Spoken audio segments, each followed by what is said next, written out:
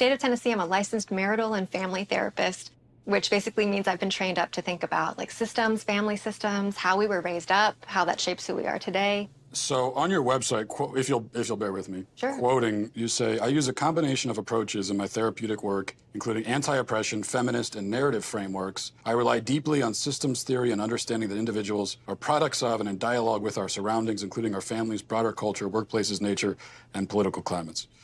What does that mean?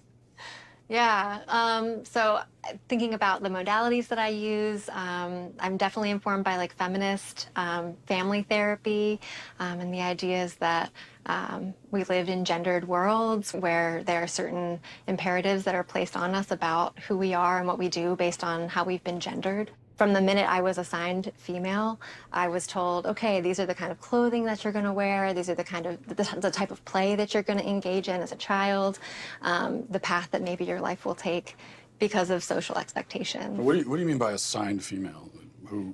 Who assigns female? Yeah, so most times people, when they're born, they're assigned a gender By the doctors. Yeah.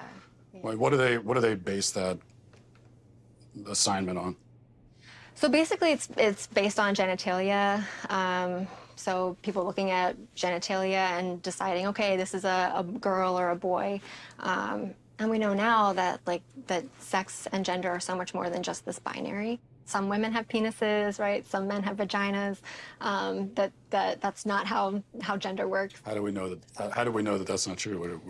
Where did we learn that from? Yeah, well, I learned that from hearing from transgender people who've said, like, oh, I'm a trans woman, and just because I happen to have a penis, right, that doesn't mean that this is like who I am as a person, or that genitalia doesn't equal gender. Who they are, their gender expression, that, yeah, a trans woman is a woman. With the fluidity of these things, how do I know if I'm a woman? You know, That's a great question. I like scented candles, and Yeah. I've watched Sex and the City. Yeah. And, Yeah.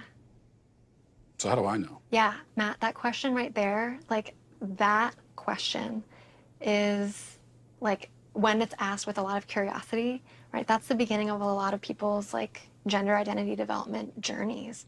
If my mom who gave birth to me is a woman, and my wife is a woman, though I haven't asked her, maybe I should.